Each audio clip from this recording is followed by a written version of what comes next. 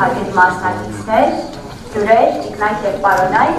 Եվրասիա համագործակցություն հիմնադրամի անունից ողջունում եմ ձեզ։ Հայաստանում, Վրաստանում և աշխարհում կրոմի կամ համոզմունքի ազատությանը նվիրված այս համաժողովը, որ երկրորդ անգամ է տեղի ունենում Երևանում, հենց այս դահլիճում, նպատակ ունի հայաստանցի, վրաստանցի և միջազգային գործընկերների մասնակցությամբ խորքային և բազմակողմանի քննարկումներ ծավալելը կրոնի կամ համոզմունքի ազատության ոլորտում առկա զարգացումների և մարտահրավերների վերաբերյալ, ինչպես նաև միտված է հայ-վրացական կապերի ամրապնդմանը և միջազգային համագործակցության խթանմանը։ Այս տարի, սակայն,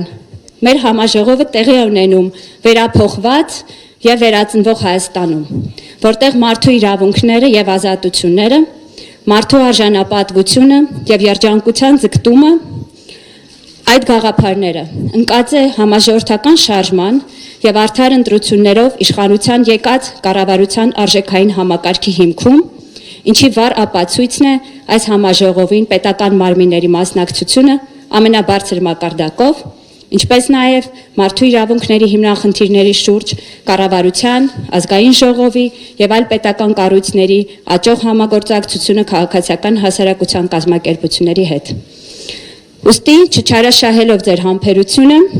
սիրով համաժողովի բացման ելույթի համար պատիվ ունեմ խոսքը տրամադրելու Հայաստանի Հանրապետության վարչապետ պարոն Նիկոլ Փաշինյանին։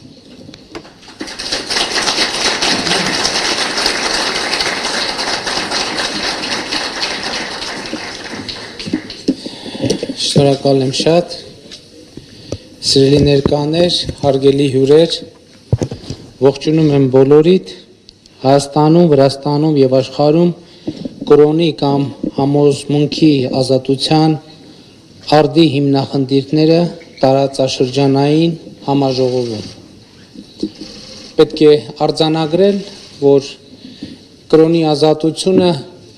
ամենակարևոր ազատություններից մեկն է, որովհետև ես գոնե համոզված եմ, որ մարդը Աստծուն հավատալով առաջին հերթին հավատում է ինքը իրեն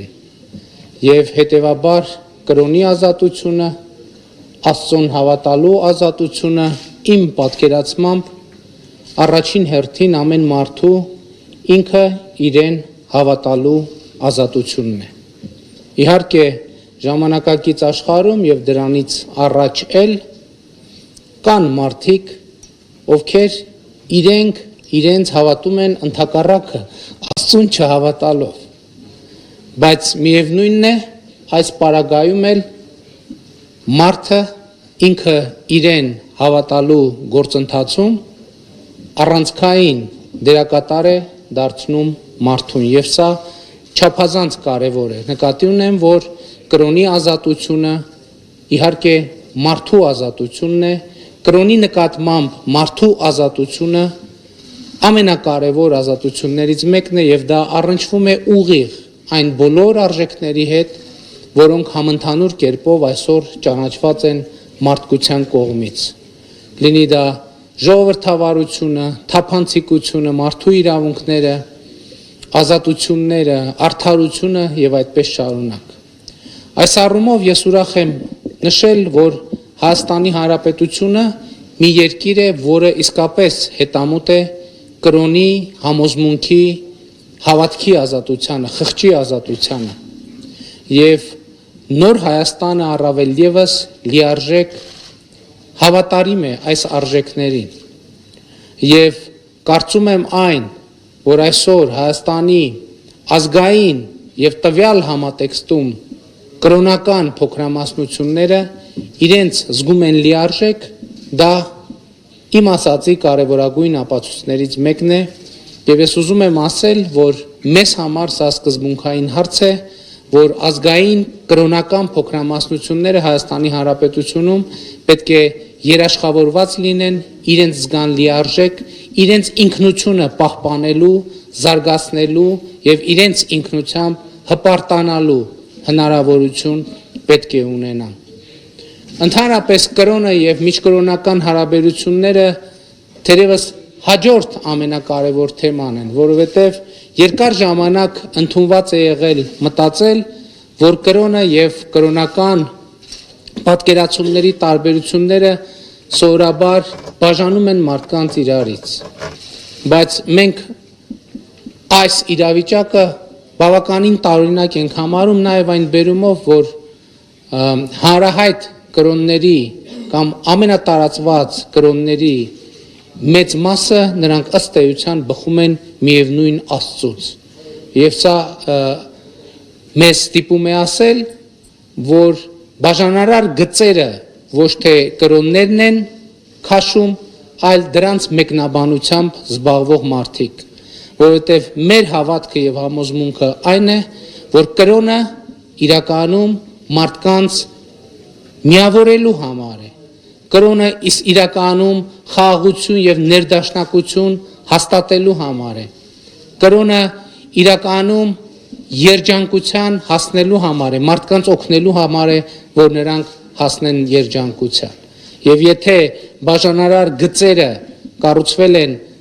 այս կամ այն կրոնի տեսության բերումով, այսինքն մարդկանց տարբեր մեկնաբանությունների բերումով,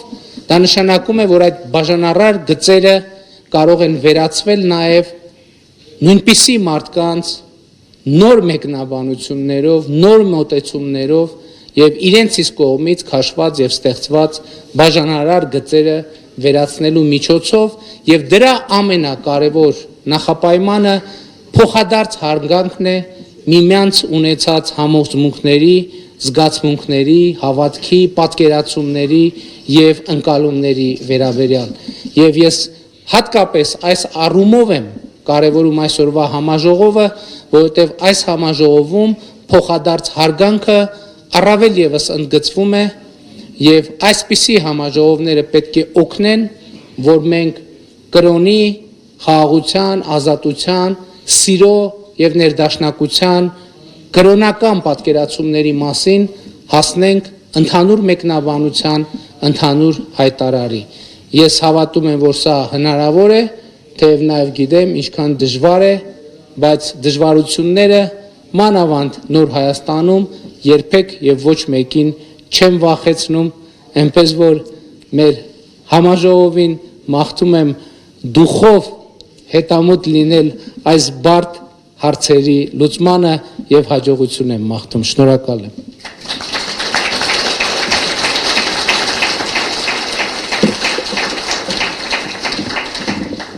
Շնորհակալություն պարոն վարչապետ։ Ելույթի համար խոսք ուզում եմ տրամադրել Հայաստանի Հանրապետության մարդու իրավունքների պաշտպան պարոն Արման Թաթոյանին։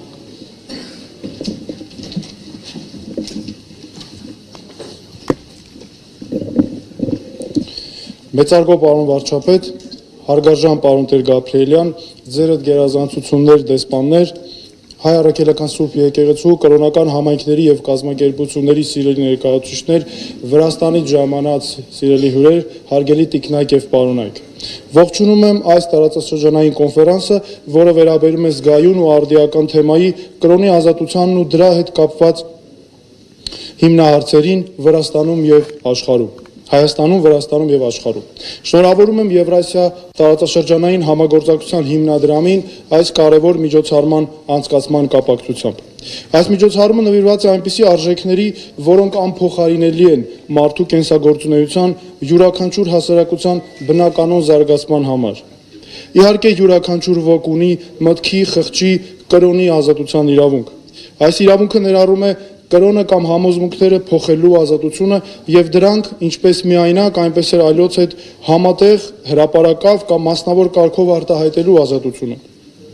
Նշածս իրավունքը երաշխավորված է ինչպես մեր երկրի ստանձնած միջազգային պարտավորություններով, այնպես էլ մեր երկրի սահմանադրությամբ։ Հայաստանի Հանրապետությունում երաշխավորվում է նաև կրոնական կազմակերպությունների գործունեության ազատությունը, որը նույնպես ամրագրել է երկրի սահմանադրությունը իր հիմունքներով։ Ուզում եմ կարևորել վարչապետի կողմից հնչած այն դրույթը, որ երկրում սկզբունքորեն կարևոր է համարվում եւ պետք է պաշտպանված լինի կրոնական կազմակերպությունների գործունեության ազատությունը եւ փոքրամասնությունների, կրոնական փոքրամասնությունների գործունեությունը։ Սա չափազանց կարևոր դրույթ է, որը կարծում եմ արձանագրում է նաև մարդու իրավունքների պաշտպանության համար կարևոր նշաձող։ Անվիճելի փաստ է, որ մտքի, խղճի եւ կրոնի ազատությունը ժողովրդավարական պետության քաղաքակիրթ հասարակության հիմքերից է։ Այն ոչ միայն կրոնական որոշակի պատկանելիություն ունեցող մարդկանց ինքնությունը եւ կյանքի մասին նրանց ընկալումները ձևավորող կենսական տարրերից է, այլ կարևոր երաշխիք է նաև բոլոր նրանց համար, ովքեր օրինակ որևէ կրոնի հետևորդ չեն կամ չունեն կրոնական համոզմունքներ։ Ժողովրդավարական հասարակության անբաժան մասը կազմող բազմակարծությունը, որը դարերի ընթացքում հաճախ ծանր գնով է նաև ձեռք բերվում, կախված է այդ ազատությունից։ Այստեղից է բխում արգելքը, որը նպատակ ունի բացառել մարդուն իր կրոնական համոզմունքները կամ կրոնական պատկանելիությունը բացահայտելուն, այդ համոզմունքները փոխելուն ուղղված ցանկացած հարկադրանք։ Այս բացարձակ արգելքն է, որ կազմում է այս ազատության հիմնարար երաշխիքներից մեկը, ու դա երաշխավորելու հանձնառություն ունի նաև մեր երկիրը։ Կրոնի, դավանանքի կամ մտքի ազատությունը սերտորեն կապված է նաև մարդու մյուս իրավունքների եւ ազատությունների հետ։ Օրինակ, այս ազատության բարձր պաշտպանությունն ուղղակիորեն ազդում է խոսքի ազատության, հավաքների ու միավորումներ կազմելու ազատության եւ մի շարք այլ արժեքների հետ։ Սահմանադրական այս կարևոր երաշխիքներով հանդերձ պետք է ընդգծել, որ մեր երկրի հայոց պետականության համար մեր ժողովրդի կյանքում բացառիկ կարևոր հիրավի պատմական նշանակության դեր է ունեցել հայ առաքելական Սուրբ եկեղեցին։ Մեծ է իհարկե հայաստանյաց առաքելական Սուրբ եկեղեցու դերը առաքելությունը ազգային արժեքների ու ավանդույթների պահպանման, ինչպես նաև մարդու իրավունքների պաշտպանության գործում։ Սրանով հանդերձ կրոնի եւ դավանանքի ազատությանն առնչվող հարցերով խտրականության ու խարանի անարդար վերաբերմունքի բացառումը կարևորագույն նշանակություն ունի հասարակությունում համերաշխության եւ տարբեր կրոնական հայացքներ ու համոզմունքներ ունեցող մարդկանց ու նրանց խմբերի խաղաղ գոյակցության համար։ Պետք է բացառվի կրոնական պատկանելիության հիմքով իհարկե ցանկացած խտրականություն։ Եվ այստեղ ուզում եմ նաև նշել, որ հայ ժողովուրդն ինքն է անցյալ դարասկզբին սեփական մաշկի վրա զգացել այդ թվում կրոնական խտրականության ու այդ հիմքով խոշտանգման ու խարանի ենթարկվելու, կյանքից ու սեփականությունից զրկվելու դաժան հետևանքները։ Մենք ինքներս պարտավոր ենք հարգանքով վերաբերվել յուրաքանչյուր մարդու կրոնական հայացքներին, նրա խղճի ու մտքի ազատությանը, բարձր գնահատելով այս արժեքներից յուրաքանչյուրի դերը։ Ինձ համար որպես մարդու իրավունքների պաշտպանի կարևորագույն նշանակություն ունի մտքի, կրոնի եւ դավանանքի ազատության պաշտպանությունը։ Այստեղ աշխատանքները տարվում են ինչպես անհատական իհարկե դեպքերով, այնպես էլ իրավական համակարգի կատարելագործման ուղղված աշխատանքներով։ Ընդհանրապես մեկ օրինակ հաջողված նշեմ համագործակցության, որ մենք իրականացրել ենք Եվրասիա տարածաշրջանային համագործակցության հիմնադրամի կողմից, երբ Հիմնադրամի կողմից բարձրացված հարցի հիման վրա ես դիմեցի ԵԱՀԿ ժողովրդավարական հաստատությունների եւ մարդու իրավունքների գրասենյակ փորձաքննության ենթարկելու Հայաստանի Հանրապետության համապատասխան օրենքի նախագիծը եւ մենք հիմա մեր գործընկերների հետ թե կառավարությունից, թե քաղաքացիական հասարակությունից եւ միջազգային գործընկերներից գտնվում ենք այդ նախագիծը լրամշակման ենթարկելու փուլում։ Ուզում եմ նաեւ նշել, որ Մարդու իրավունքների պաշտպանն իհարկե ակտիվ ներգրաված է լինելու եւ ստանձնում են նաեւ բարձր հանձնառությունը այս ոլորտում համագործակցելու գործընկերների հետ։ Կարծում եմ, սա այն հարցերից է, որ պարտադիր պետք է ունենա ներառական նաեւ մասնակցության սկզբունքը հիմքում, որովհետեւ միայն այդ կերպ է կարծում եմ հնարավոր հասնել հաջողության այս կարևորագույն հարցում։ Շնորհակալ եմ ուշադրության համար։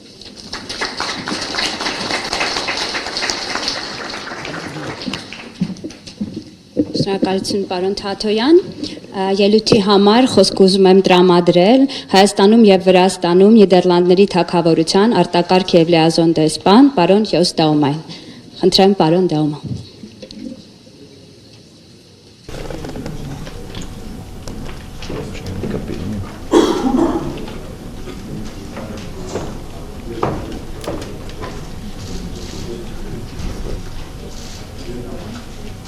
Dear Prime Minister, Ombudsman, members of Armenian government and Parliament, representatives of the Armenian Apostolic Church and of the Georgian Orthodox Church, other denominations, colleagues and friends. What a pleasure to be back here and continue our discussion on contemporary issues of freedom of religion and the FoRB in Armenia, Georgia, and Isabella should nicely found beyond. I have fond memories of our last meeting here in the Americas 2 years ago, and later in a smaller meeting, smaller setting of tolerance in the Levi Congress Hotel. Thank you, Isabella, Kolya, and Georg, for all the work done and for bringing such an impressive crowd together, both quantitatively and qualitatively. 2 years ago, I discussed in my opening remarks a specific aspect of many religions that tend to be forgotten often, the missionary zeal, which may lead to issues like perceived intolerance, irritation, and to policies to counter it. Maybe the international audience, especially evangelicals, and if here, Jehovah's Witnesses, recognize themselves in the missionary zeal, whereas local dignitaries representing churches might recognize the dangers of proselytism, in usual slang, stealing souls. Both are implicitly central in our discussion, in the general discussion on freedom of religion and belief, and might pop up today. But today I'd like to focus on some other aspects. Freedom of religion and belief is one of the human rights, and the Ombudsman dealt eloquently with that. But it addresses quite often not only states, but also the population at large, and vested institutions like churches. It then has to do with the question how countries perceive themselves. Yesterday evening at the opening reception, one of the speakers described both Georgia and Armenia as Christian nations, and historically speaking, rightly so. The majority of both populations see both countries as Christian. Your nationhood was formed by Christianity, and it is clear that your mainstream culture is Christian, by all means. But both nations are also identified by minorities that have been and still are constituent parts of that same nation. And they deserve recognition for that, as was said by previous speakers. I hope that today we will be able to recognize both the Christian nature of both societies and the religious diversity of both nations. But we might also dig a bit deeper. It's clear from literature, both fiction and non-fiction, official and popular, that both Armenia and Georgia see themselves as especially privileged by the grace of God as Christian nations, deserving a special relationship between the state and what I might call the main church. And from that perspective, I'd like to refer to a recent meeting of you, Prime Minister, with the Catholicos.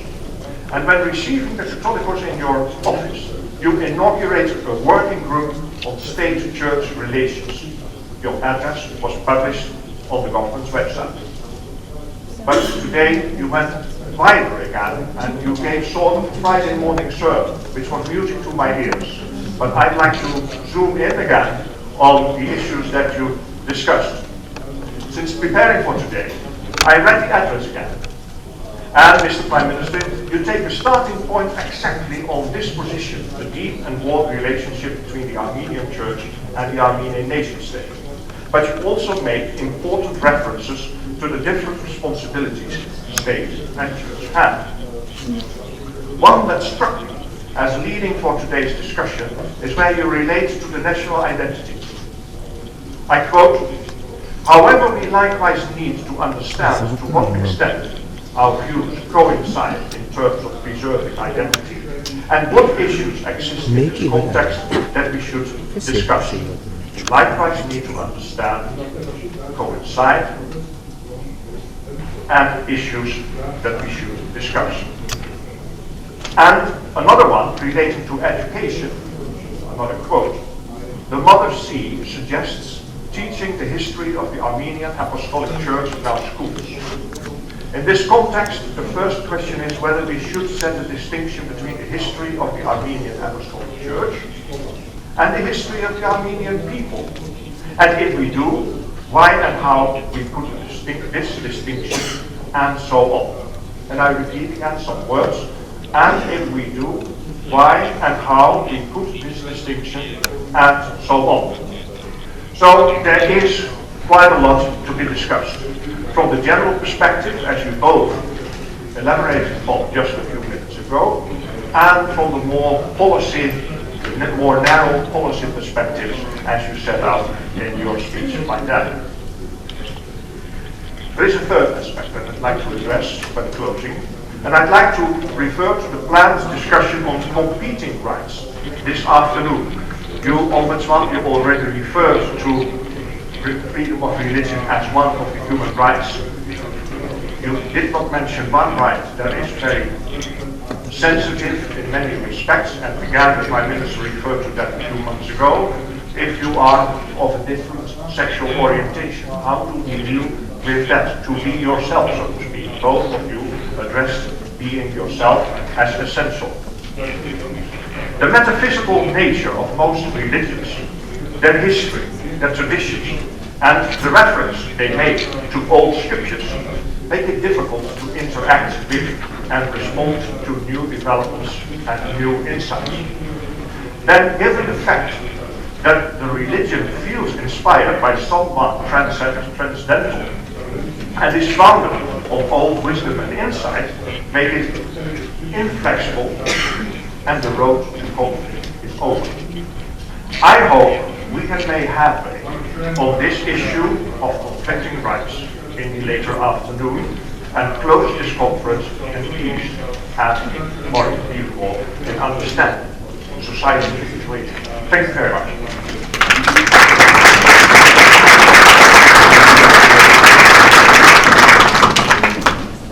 Շնորհակալություն պարոն դեսպան,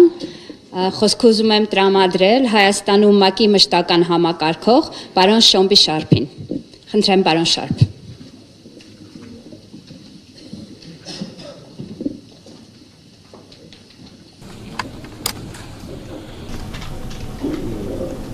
Distinguished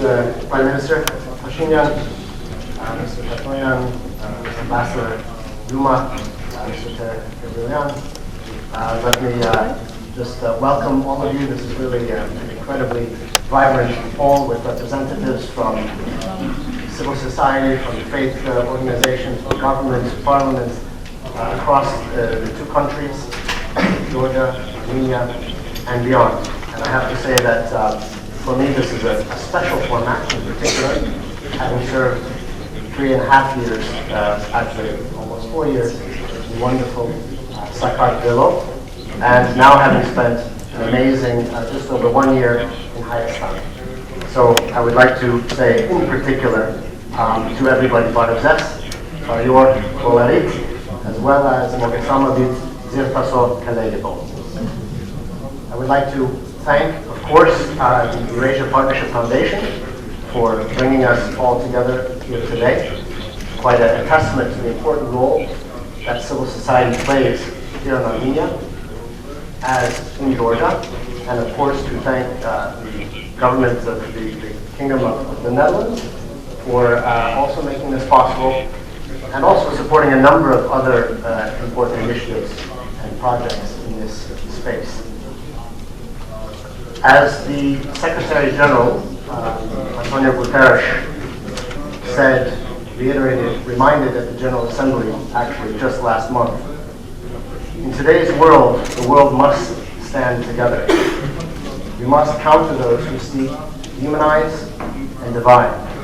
and we must defend freedoms of religion and belief as part of this path. Colleagues, the international moral and legal basis and the mechanisms for these rights as a core element of democracy and human identity have long been clear. In fact, the cornerstone Universal Declaration of Human Rights was agreed by all the United Nations member states over 70 years ago, which states very firmly that everyone has the right to the freedom of thought, conscience, and religion. And this includes the freedom to change one's religion and belief, and the freedom in public or private to manifest one's religion or belief in teaching, practice, worship, and observance. Building on the Universal Declaration, freedom of religion and belief has been enshrined in international law since 1973 through the International Covenant on Civil and Political Rights. Today, the United Nations Human Rights Committee closely monitors the implementation of these rights with respect to freedom of religion, especially in terms of religious minorities within countries. And both Armenia and Georgia have received recommendations from the committee in previous years in this regard and have made welcome steps forward. And the United Nations remains ready and willing to work on these issues and the details of which we will discuss later in the course of the day. For example, here in Armenia, in recent years, the Constitution of 2015 includes Article 41 on the freedom of thought, conscience, and religion, which very closely mirrors the words and the language of the Universal Declaration. The UN Human Rights Committee also maintains a leading independent expert, the Special Rapporteur on freedom of religion and belief, with a mandate to reach out to member states to help and to assist in identifying specific obstacles to these freedoms and customizing recommendations. Later today, we'll have the opportunity to hear from Mr. Shahid via a video address, and he remains, I know, always open to come to country visits, and work together with you. Now, I think as been mentioned, Armenia and Georgia are both countries that put respect and the protection of human rights at the very top of the national agenda. And as the Prime Minister mentioned, in the last year, we here in Armenia have enjoyed the new Armenia following the transformational peaceful revolution of April and May of last year. And yet, even in these countries, as has been mentioned by the previous speakers, these issues are very complex. Many issues are actually lying at the border of private and public domains. One can say at times invoking competing rights. For example, the scope of religion in public schools, the ability to freely express views about religion in the public sphere, in social media space, in mass media, in political life, and in the justice sector, just to name a few of these issues. So these are not easy, but that's exactly why we are all here, and why this conversation today is so fundamentally important. The topic of freedom of religion also fits very well with the Secretary General's focus on the prevention of conflict. Too often in the past, conflicts, both ancient and recent, conflicts between or within states have been fueled by the discrimination of specific groups, including on religious grounds, as well as the lack of mutual trust. And in fact, it is estimated that 3/4 of the world's major conflicts currently have cultural dimensions. So bridging the gap between cultures is both urgent and necessary for peace, stability, and development. And interreligious dialogue is a powerful tool to help achieve that. I would say there's also often a misconception in some quarters that religious faiths are not engaged in the promotion of human rights in a formal sense, as we understand it. But this is clearly not the case. The United Nations and others in the international community are working closely with many different faith-based organizations in many different areas. We will hear a bit later about the Faith for Rights initiative of the Office of the High Commissioner for Human Rights, for example, which catalyzes the involvement of religious communities in the promotion and protection of human rights. Here in Armenia, the United Nations is very proud and honored to work with the Armenian Apostolic Church, with the Armenian Roundtable, with other Christian denominations who are also here present, and other faiths to promote human rights and the achievement of the Sustainable Development Goals, social and economic development for the country. And this range is quite broad, from helping to prevent domestic violence, to improving gender equality, to reducing the harmful effects of prenatal sex selection, to even promoting environmental education awareness and the Sustainable Development Goals more broadly. Of course, we also partner with the international community in these efforts. I would note in particular our partnerships with the European Union, helping through the UN Joint Program on Human Rights to implement some of the EU budgetary support targeting anti-discrimination issues, including the right to freedom of religion and belief in this country. So I think I would finally join Ambassador Duma in recognizing the important initiative launched both by Prime Minister Pashinyan and His Holiness the Catholicos Yerevan II to launch the working group on state relations in March of this year. We see this as a very important mechanism and tool to work through these complex issues as we move ahead. So I hope, finally, that today will meet the ambition of the organizers and all of us here, and we are very confident that it will. That during the sessions and in between the sessions, we can move forward towards fulfilling the realization, the aspirations, both of Article 18 of the Universal Declaration of Human Rights, but also the aspirations of all of the people, of the governments of Georgia, of Armenia, and beyond, to live together in these two wonderful countries, in the region, and globally, to exercise everyone's human rights in full freedom and peace with development. So let me say Shnor Kalatzun, Didi Madlova, and perhaps risking a bit of levity, given the day and the subject, my favorite phrase in Georgian, Madlova Khmerz Paraskevia. Thank God it's Friday.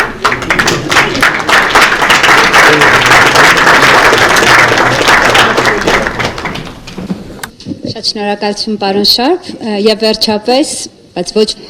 վերջում, ինչպես ասում են, խոսքը տրամադրում եմ Եվրասիա համագործակցություն հիմնադրամի տնօրեն պարոն Գևորգ Տրգապրելյանի։ Շնորհակալություն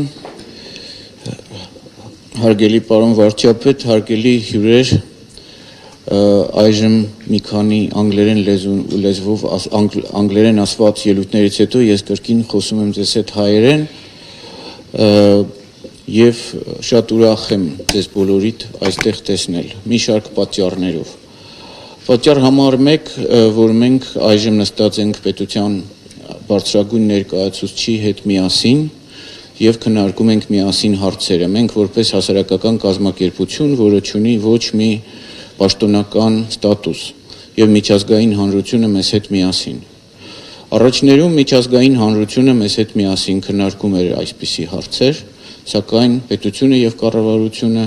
որոշ բացառություններից բացի երբևէ այսպիսի ակտիվ մասնակցություն չունեցել այս հարցերի քննարկմանը։ Երկրորդը, իհարկե, ես ուզում եմ նշել Հայաստան-Վրաստան միասնական մոտեցումը այս հարցերին, որը առանձին արժեք է։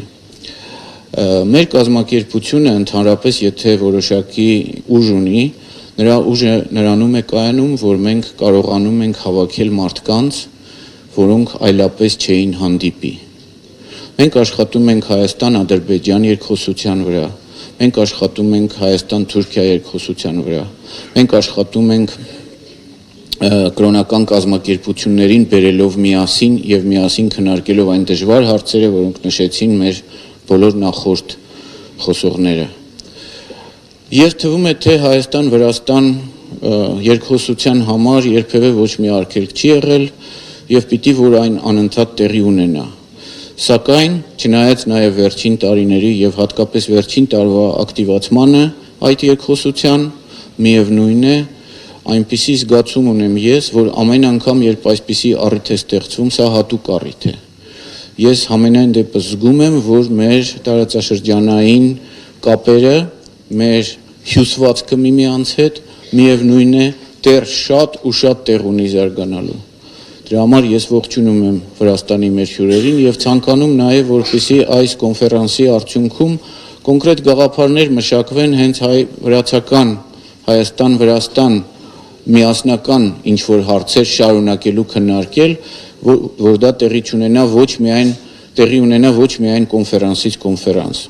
Բայց կոնֆերանսները սարսափելի կարևոր են եւ այդ առումով իհարկե մենք չենք կարող մոռանալ, որ սա տեղի ունենում շնորհիվ Նիդերլանդների կառավարության եւ շնորհիվ պարոն Դոմայի, որը իր առանձնահատուկ ջանքն է ներդրել, որպեսզի այս ծրագիրը կայանա։ Եվ այդ առումով պիտի ասեմ, որ մեր համագործակցությունը արդեն մի քանի տարի շարունակվում է եւ այդ համագործակցության շնորհիվ մենք կարողացել ենք կրկին որոշակի սահման անցնել ոչ միայն այս կոնֆերանսը իրագործելու համար, ոչ միայն կրոնական տարբեր կազմակերպություններին մի սեղանի շուրջ հավաքելու առումով, այլև Հայաստանում տեղի ունեցող գործընթացների նկատմամբ մարդկանց վերաբերմունքի միջև կամուրջներ ստեղծելու առումով։ Ես օրինակ կբերեմ ինձ համար առանձնապես կարևոր մի արդյունք, դա այն հետազոտությունն է, որ մենք արեցինք 2 տարի առաջ հանդուրժողականության եւ անհանդուրժողականության դրսեւորումները հայ գրականության մեջ։ Այս հետազոտությունը մինչև հիմա արդեն ամբողջ տպաքանակը վաղուց սպառվել է, շատ մեծ նշանակություն ունի, օգտագործվում է շատ լայնորեն ամբողջ Հայաստանով մեկ, եւ դա ցույց է տալիս մեր մեթոդաբանության սկզբունքներից մեկը, որ մենք ոչ թե այսպես ասած աշխատում ենք որպես հասարակական կազմակերպություն այն խավերի, այն խմբերի հետ, որոնք համաձայն են, այլ մենք փորձում ենք դուրս գալ դեպի հայաստանյան հասարակության այն խմբերը, որոնք լավ չեն հասկանում ժամանակակից արժեքները, նրանք ավանդական արժեքների պաշտպան են։ Գրականությունը ողջ հայ ժողովուրդն է սիրում, եւ երբ դու այդպիսի ժամանակակից եւ տարօրինակ հնչող արժեք, ինչպես հանդուրժողականությունը, ուսումնասիրում ես գրականությունը վերլուծելով, դա հետաքրքրություն է առաջացնում դեպի այն արժեքները, դեպի այն օրենքները, դեպի այն գործը, որով զբաղված է մեր կազմակերպությունը, քաղաքացիական հասարակությունը եւ միջազգային հանրությունը։ Այդպիսով մենք փորձում ենք ոչ թե այսպես ասած կոնֆլիկտային ձևով, այլ ինչպես եւ մնացած մեր բոլոր պրոյեկտներում երկխոսության ձևով անդրադառնալ այն հարցին, որ մեր հասարակությունը շատ բաժան եղած վիճակում է նրանց միջև, որոնք ավանդական արժեքներին են հետևում եւ նրանց միջև, որոնք հետևում են, այսպես ասած, ժամանակակից կամ մոդեռն արժեքներին։ Իրականում դա արհեստական բաժանում է։ Եվ այդ առումով պարոն վարչապետը նշեց մի շատ կարևոր թեզ, որը մեզ համարել է առանցքային մեր աշխատանքի մեջ, մենք համարում ենք, որ մարդը միասնական երևույթ է, որ նրա ինքնությունների տարբեր դրսևորումները, տարբեր կտրվածքները միմյանց հետ կոնֆլիկտի մեջ չեն։ Մենք չենք հավարում, որ մեկը աշխատակից է, հետո հայր է կամ դասատու է, հետո մայր է, տարբեր ժամանակ տարբեր ինքնություններ ունի։ Մենք փորձում ենք մարդուն, եւ դա է մարդու իրավունքների մոտեցման էությունը, դիտարկել որպես մեկ ամբողջություն իր բոլոր դրսևորումներով։ Եվ այստեղ իհարկե քննարկումը, թե ինչ կարող է տալ կրոնը այս մոտեցմանը, ինձ թվում է շատ կարևոր է։ Արդեն ասվեց շատ բաներ, որոնց ես արդեն կարիք չունեմ անդրադառնալու, արժեքների նորացման վերաբերյալ, որը մեր կազմակերպությունը նույնպես շատ կարևոր է համարում։ Ես կրկին շնորհակալություն եմ հայտնում պարոն վարչապետին, բոլոր հյուրերին, որ նրանք այսօր այստեղ են, եւ ես համոզված եմ, որ մենք հետաքրքիր քննարկումներ կունենանք, որոնք հետո կդառնան նորից ուղեցույց, որպեսզի մեր հասարակությունը, մեր Վրաստանի հասարակությունը, միջազգային հանրությունը, գուցեև մեր կառավարությունները որոշակի քայլեր ձեռնարկեն ավելի հստակ հիմք ունենալով, թե դեպի ուր շարժվել այս հետաքրքրագույն հարցերի վերաբերյալ։ Շատ շնորհակալություն։